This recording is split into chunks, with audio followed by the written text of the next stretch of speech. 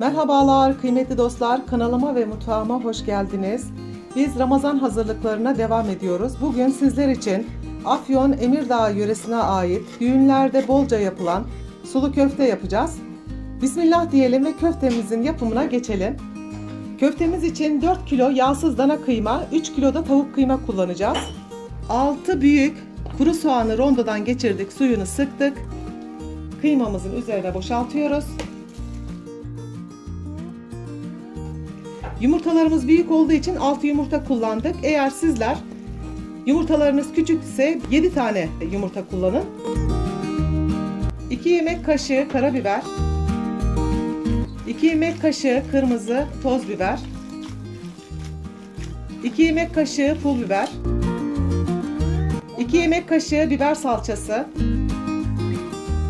2 yemek kaşığı domates salçası, 2 yemek kaşığı kimyon,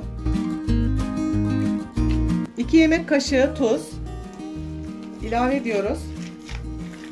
Ve bütün malzemelerimiz iyice karışana kadar yoğuruyoruz. Kıymetli dostlar, bütün malzemelerimizi iyice yoğurduk. Şimdi ince bulgurunu ilave edeceğiz. İnce bulgurunu ilave etmeden önce kıymamızı yarıdan ikiye böleceğiz. Diğer kabımıza alacağız.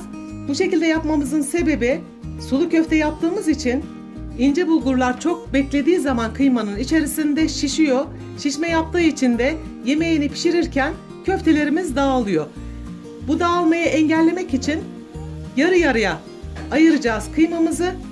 İnce köftelik bulgurumuzu ilave edeceğiz. Muhtemelen bu ölçüler sizin için çok fazla gelebilir. Yarı ölçüye düşürebilirsiniz. 1/3 ölçüye düşürebilirsiniz. Sizler de yine şekil verirken muhakkak köftenizin bir kısmını ayırarak ince bulgurunu koyun. Yoğurma işlemini tamamladığımız zaman ince bulgur oranı kıyma oranından az olacak. Şöyle bir kase ölçümüz var. Önce 2 kase koyduk. Bir güzel yoğuralım. Yoğurduktan sonra ince bulgur oranına bakacağız. Az gelmişse biraz daha ilave edeceğiz.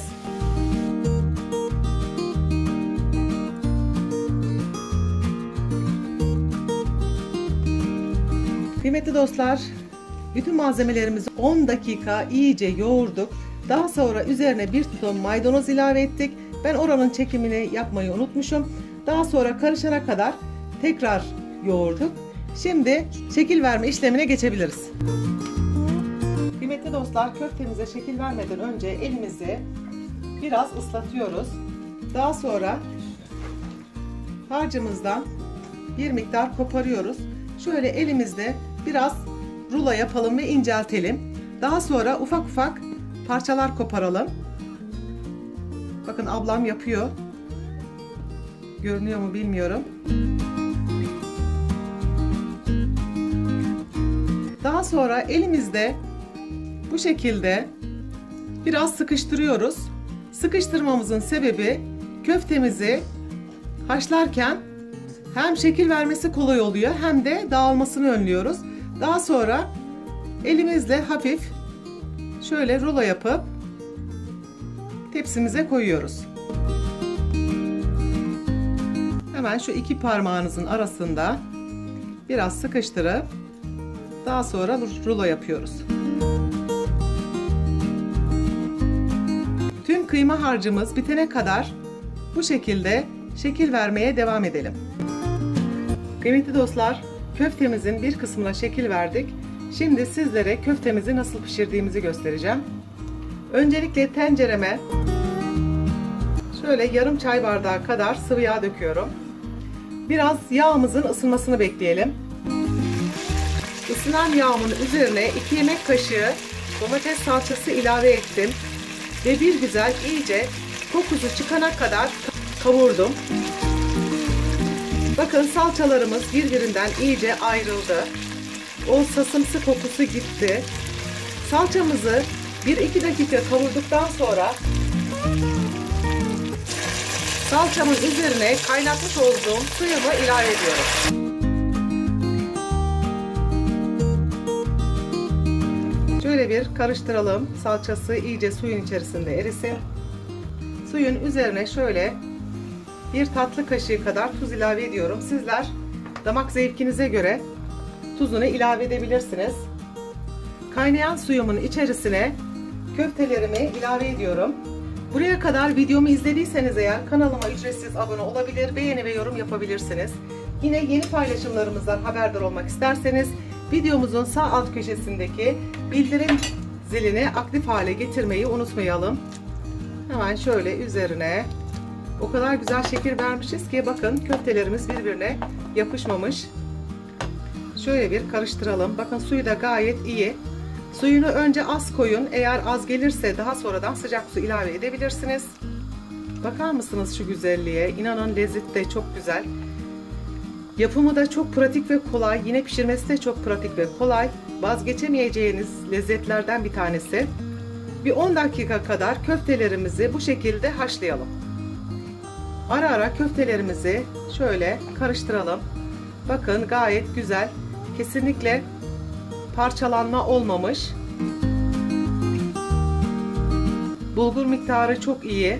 Tam oranında. Biz Ramazan hazırlığı yaptığımız için köftemizi biraz fazla yapıyoruz. Yapmış olduğumuz köfteleri uygun saklama kaplarında dondurucuya koyacağız ve donduracağız. Yemeğimizi pişirirken de yine aynı bu şekilde salçalı suyumuzu hazırlayıp donmuş köftenin hepsini suyun içine bırakıp haşlayabilirsiniz. Birbirinden ayrılmaz diye endişe etmeyin. Sıcak suyu görünce köfteler birbirinden ayrılıyor. Bu şekilde köftemizin bulgurları yumuşayana kadar pişirmeye devam edelim. Ben pişip pişmediğini anlamak için bir tanesini alıp tadına bakmak istiyorum.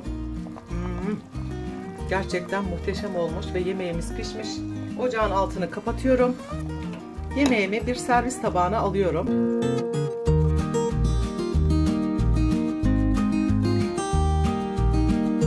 Sulu köftemiz servise hazır. Köftelerimizin şekil verme işlemini tamamladık. Şimdi paketleme işlemini yapacağız. Şöyle bir spatuladan yardım alacağım.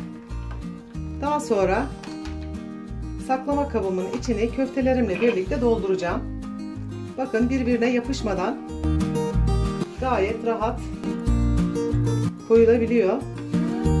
Tüm köftelerimizi bu şekilde bitene kadar saklama kaplarına yerleştirelim.